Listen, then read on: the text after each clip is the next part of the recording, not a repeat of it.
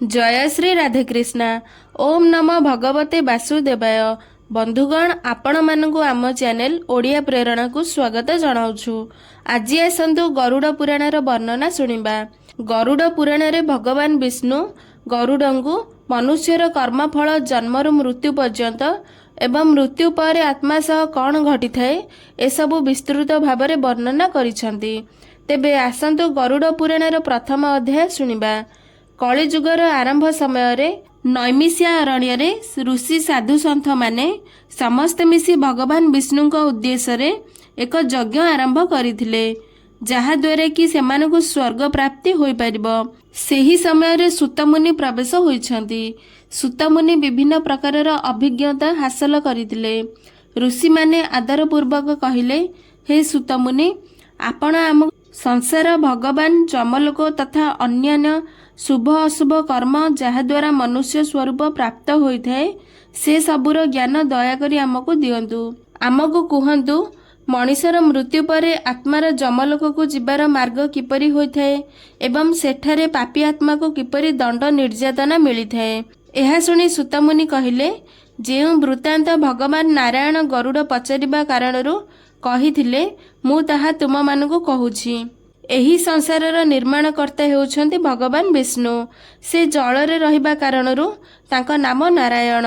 भगवान विष्णु अधर्मर नाश करिबा पई एवं पृथ्वी को बचाइबा पई सबु जुगरे भिन्न भिन्न अवतार नै पृथ्वी पृष्ठरे जन्म नेइछन्ति। जेउ वृत्तांत भगवान नारायण गरुड़ को पचारिबा कारणरू कहिथिले मु ताहा तुम मानकु कहूछि। जम मार्ग अत्यंत दुर्गम हेले मध्य मु आपण मानक कल्याण निमंते से सबको वर्णना करुछि। गरुड़ भगवान विष्णु को कहंती, हे प्रभु, तुम नाम जपत अत्यंत सरल, हेले मध्य मनुष्य तुमर भक्तिरु वंचित होई नरकरे पहुँचुछंती। मु एहा जानिबाकु चाहूछि जे जेउ व्यक्ति तुम भक्तिरु विमुख होई जाए ताकु जमलोकरे दुर्गम पथ मिलिथाए, किंतु एहा ताकु किपरि मिलिथाए एवं सेमाने किपरि नरकगामी होइथांती ताहा मते विस्तृत भाबरे कुहंतु। गरुड़ंग प्रार्थना सुनी भगवान विष्णु कहिले, हे गरुड़, तुमे पचारिबा जोगु मु तुमर नरक को जिबार मार्ग विषय वर्णना करुछि। एही वर्णना अत्यंत भयंकर। एही मार्ग द्वारा पापी लोक जमलोक को जाइथांती।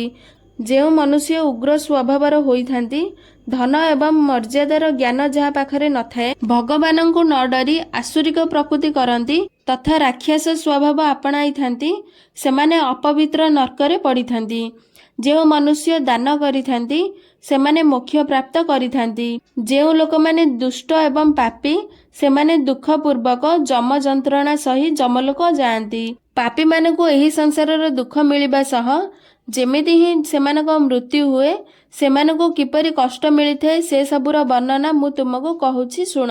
मनुष्य जन्म होई निज पूर्व जन्मर संचित पुण्य एवं पाप कारणरू भल एवं मंद फल भोग करिथाए।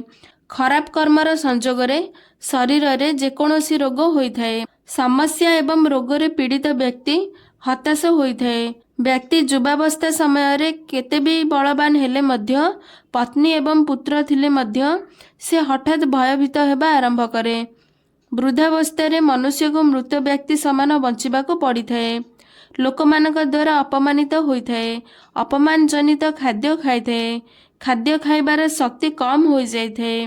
सेथिबाई मनुष्य चली बुली पारि नथाए। स्वास्थ्य खराब हेबाको लागिथाए। बिंचणारे पड़ी रहिथाए एवं मृत्युर निकटतर होइथाए। कारण मृत्यु निकटतर हेबा द्वारा देवता मानक भली मनुष्यर दृष्टि मध्य दिव्य हो जाइथाए। मरिबा समय पापीर पंचतत्व शरीर छाड़ी चली जाइथाए। मनुष्य कष्ट जंत्रणा सह्य करिथाए। सेही समय मनुष्यर गोटे गोटे क्षण अत्यंत जंत्रणादायक होइथाए। 100 बिछा कामुड़िबा द्वारा जो कष्ट जंत्रणा होइथाए सेही कष्ट जंत्रणा मनुष्य को सेही समय रे होइथाए। सेही मनुष्य को ही केवल जमदूत देखा जाई थांती।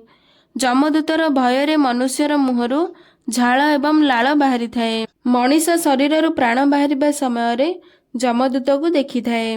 जमदूतर आखि क्रोधरे लाल एवं मुह भयंकर होइथाए। हाथरे फास दंडबाड़ी धरी दांत को रगड़ी थांती। मुह कला एवं नाक विशाल होइथाए। ଯମଦୂତଙ୍କ ଏହିପରି ଭୟଙ୍କର ରୂପ ଦେଖି ମନୁଷ୍ୟ ମଳମୂତ୍ର ତ୍ୟାଗ କରିଥାଏ। ଏହିପରି ଭାବେ ଦେହରୁ ପ୍ରାଣ ବାହାରି ଯାଇଥାଏ ଏବଂ ମୋହରେ ନିଜ ଘର ଆଡ଼କୁ ଦେଖିଥାଏ। ସେହି ସମୟରେ ମନୁଷ୍ୟର ଆତ୍ମାକୁ ଯମଦୂତ ଧରି ନିଅନ୍ତି। ଯମଦୂତ ଆତ୍ମାକୁ ଦଉଡ଼ିରେ ବାନ୍ଧି ଯମଲୋକ ନେଇଥାନ୍ତି।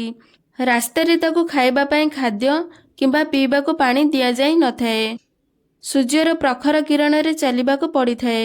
ଯମ ମାର୍ଗରେ ଆତ୍ମା ଯେତେବେଳେ ଚାଲିବାକୁ ଅସମର୍ଥ ହୁଏ, ଯମଦୂତମାନେ ତାକୁ ଲୁହାକଣ୍ଟା ଦ୍ୱାରା ବନିଥିବା ବାଡ଼ିରେ ମାରିବାକୁ ଲାଗନ୍ତି। ଏହିପରି ଭାବେ ଅତ୍ୟନ୍ତ ପୀଡ଼ା ସହି ସେ ଅନ୍ଧକାରମୟ ଯମଲୋକରେ ଯାଇ ପ୍ରବେଶ କରିଥାଏ। ସେଠି ତାର ପାପର ଫଳ ମିଳିଥାଏ। ଯମରାଜ ସେଠି କୁମ୍ଭୀପାକ ନର୍କରେ ଯନ୍ତ୍ରଣା ଦେଇ ପୁଣି ଥରେ ମନୁଷ୍ୟ ଲୋକକୁ ପଠାଇଥାନ୍ତି। ସେଠି ପୁତ୍ର ଦ୍ୱାରା ଦିଆଯାଇଥିବା ପିଣ୍ଡଦାନକୁ ସେହି ଆତ୍ମା ଖାଇଥାଏ। ହେଲେ ମଧ୍ୟ ପାପୀ ଆତ୍ମା ହୋଇଥିବା କାରଣରୁ ତାର ଭୋଜନରେ ତୃପ୍ତି ହୋଇନଥାଏ। ଯେଉଁ ମନୁଷ୍ୟର ପିଣ୍ଡଦାନ ହୋଇନଥାଏ, ତାର ଆତ୍ମା ପ୍ରେତ ଯୋନିରେ ରହି ନିର୍ଜନ ବଣରେ ଦୁଃଖପୂର୍ବକ ଭ୍ରମଣ କରିଥାଏ।